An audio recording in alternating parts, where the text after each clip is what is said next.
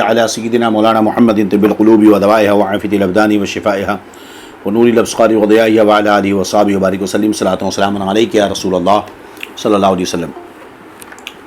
زکوٰۃ کے مسائل پر جو گفتگو چل رہی تھی اس میں یہ تھا کہ حاجت اصلیہ سے، یعنی جو بندے کو ضرورت ہے اس سے فارغ ہو کر اگر نصاب کو اس کے پاس مال پہنچ جائے۔ اب مال تو تین طرح کا اس میں ہم نے کل بتایا تھا۔ ایک تو یہ کہ وہ ثمن ہو، یعنی سونا چاندی یا روپیہ پیسہ ہو، یا تجارت کا مال ہو، یا چرائی کے جانور ہوں، تو انہی ساری چیزوں پر زکوٰۃ فرض ہے۔ زکوٰۃ نہ دینے کے تعلق سے ہم نے یہ بتایا کہ جو لوگ زکوٰۃ نہیں دیتے ہیں اس کے بارے میں قرآن مقدس میں اور احادیث طیبہ میں بڑی وعیدیں بھی آئی ہیں۔ اس کے ساتھ ساتھ یاد رہے کہ نبی کریم صلی اللہ علیہ وسلم نے ایک جگہ ارشاد فرمایا حدیث پاک، زکوٰۃ کا مال جس مال میں ملا ہوگا اسے تباہ و برباد کر دے گا۔ اس لیے بہت سارے لوگ ایسے ہوتے ہیں، ہم نے دیکھا لاک ڈاؤن وغیرہ کے موقع پر کہ زکوٰۃ تو ان پر واجب رہی، مگر کیش نہیں ہونے کی وجہ سے، کاروبار ٹھپ ہونے کی وجہ سے، حالانکہ وہ زکوٰۃ ان پر واجب تھی، اس کے باوجود بھی انہوں نے زکوٰۃ نہیں نکالی کہ آئندہ نکالیں گے۔ یہ انہوں نے اپنے لیے بربادی کا سامان کیا ہے۔ نبی کریم صلی اللہ علیہ وسلم فرماتے ہیں کہ خشکی و تری میں جو مال بھی تلف ہوتا ہے، برباد ہوتا ہے، وہ زکوٰۃ نہ دینے سے تلف ہوتا ہے۔ بڑی حیرانی ہوتی ہے کہ ہم یہ دیکھ رہے ہیں کہ ہاسپٹلوں میں زیادہ تر مسلم عورتیں نظر آتی ہیں، اور زیادہ آپ یہ بھی دیکھیں گے کہ مسلم عورتوں کے جسم پر زیورات بہت زیادہ ہوتے ہیں، اور اکثریت ہم نے یہ دیکھی ہے کہ وہ اپنے زیوروں کی زکوٰۃ نہیں نکالتی ہیں۔ بہت سارے لوگ کہتے ہیں کہ ہم پر زکوٰۃ واجب نہیں ہے، لیکن ان کے گھروں میں جو ان کی بیویاں ہیں، بیٹیاں ہیں، جن کے لیے وہ زیور بنا کے رکھے رہتے ہیں، وہ صاف بتاتے ہیں کہ اس بندے پر زکوٰۃ واجب ہے۔ سمجھ رہے ہیں کہ نہیں؟ تو اب ہوتا ہے کہ اللہ کے راستے میں خرچ نہیں کرتے اور اس کے بعد ڈاکٹر کے ہاں اسے بھرتے ہیں۔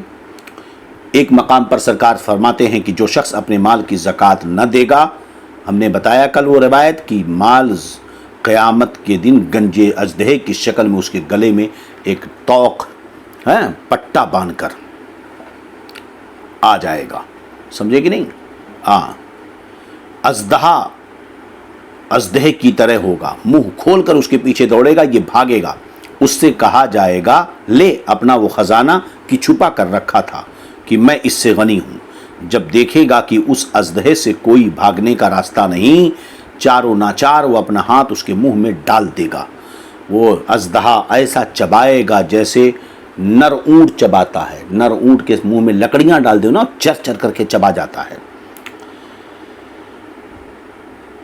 حدیث شریف میں یہاں تک نبی کریم نے فرمایا کہ جب وہ اژدہا اس پر دوڑے گا، یہ پوچھے گا تو کون ہے؟ اژدہا کہے گا میں تیرا وہ زکاتی مال ہوں جس کو چھوڑ کر تو مرا تھا۔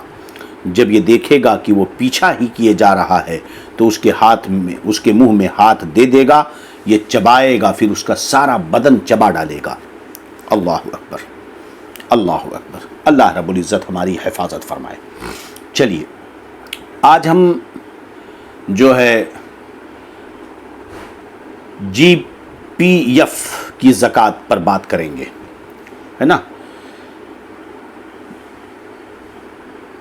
کیا جنرل پرائیویڈنٹ فنڈ ہے نا، یہ جس کو فل فارم ہوتا ہے، اس پر چند گفتگو کر لیں۔ جیسے ہوتا کیا ہے کہ گورنمنٹی سیلری کوئی محکمے میں کوئی نوکری کر رہا ہے، اسی طرح پرائیویٹ کمپنیوں میں بھی جو لوگ ملازمت کرتے ہیں ان کی تنخواہوں سے کچھ حصہ کاٹ لیا جاتا ہے۔ پرائیویٹ فنڈ ڈیفینڈ جس کو بولتے ہیں نا، یہی ہوا نا، تو کاٹ کر کے محفوظ کھاتے میں اسے جمع کیا جاتا ہے، اور اس میں مثلاً اگر 2% کاٹا جاتا ہے تو 2% کچھ فیصد گورنمنٹ یا کمپنی اپنے ملازم کی مستقبل کو سامنے رکھتے ہوئے کہ آگے یہ پیسہ ملے گا جب ریٹائر ہوگا یا جاب چھوڑے گا، تو مستقبل کو سامنے رکھتے ہوئے اپنی طرف سے اس میں اضافہ کرتی ہے. یعنی 2% آپ کی تنخواہ سے کاٹا اور 2% گورنمنٹ نے یا کمپنی نے اپنی طرف سے اس میں وہ بولا. یعنی آپ کا ہر مہینے آپ کی تنخواہ کا سے 2% کاٹا، 2% گورنمنٹ کا، یعنی 4% آپ کے محفوظ کھاتے میں جمع ہو جاتا ہے. ریٹائرمنٹ کے بعد وہ پوری رقم ملازم کو ملتی ہے. ایسا ہوتا ہے. چلیے، تو کبھی کبھی ایسا بھی ہوتا ہے کہ یہ جو رقم ہوتی ہے گورنمنٹ یا کمپنی، اس میں انٹرسٹ کے نام سے بھی کچھ اضافہ جوڑ کر 10 سال تک وہ کمپنی کے کھاتے میں موجود رہا آپ کے نام پر، تو 10 سال ہو گئے، تو اس میں کچھ انٹرسٹ بھی جوڑ کر آخر میں وہ پوری مجموعی رقم جو ہے دی جاتی ہے.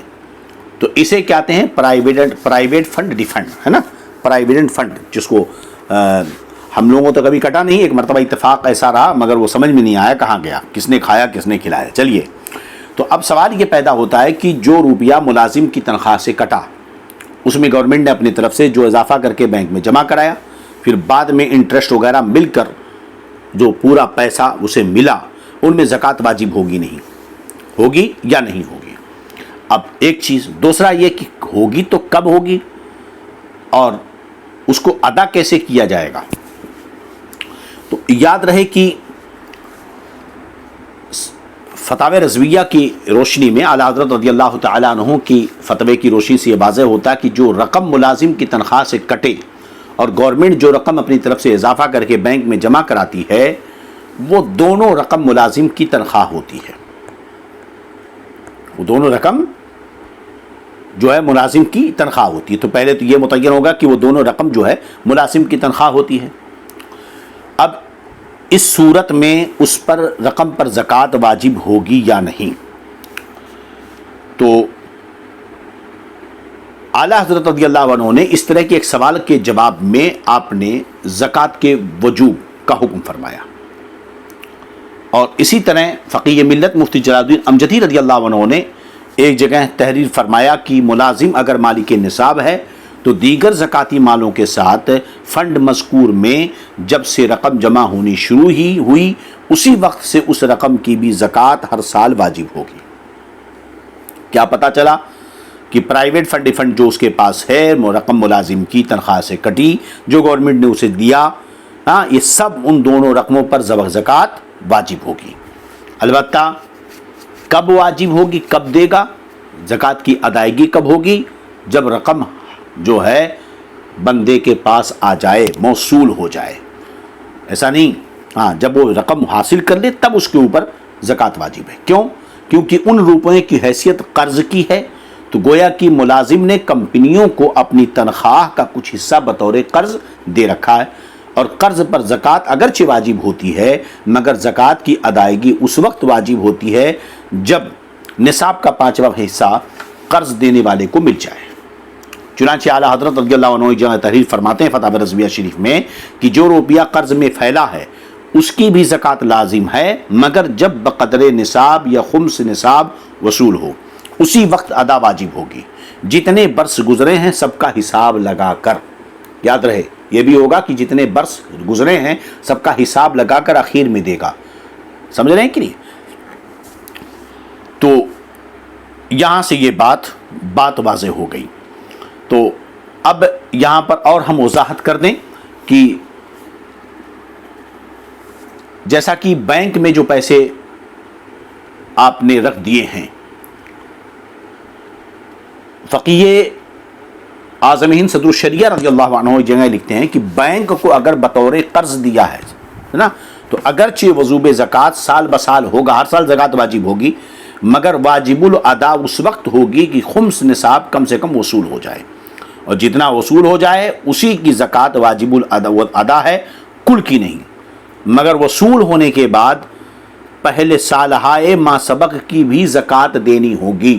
مثلا 10 سال تک نوکری کرتے رہے، جمع ہوتا رہا، اور وہ پہلے سال جب نوکری پہ لگا تھا تبھی سے مالک نصاب ہے، تو جو پیسے اسے کٹتے جا رہے ہیں، جمع ہوتے رہے ہیں، ہر سال اس پر زکوٰۃ واجب ہوگی، مگر ادائیگی کب ہوگی؟ جب اسے وہ حاصل کر لے. سمجھے کہ نہیں؟ تو بات یہ تو پرائیویٹ فنڈ کی ہے جو ہم نے یہاں پر جو ہے بتا دی. اللہ رب العزت سب کو سلامت رکھے. برکتوں سے نماز.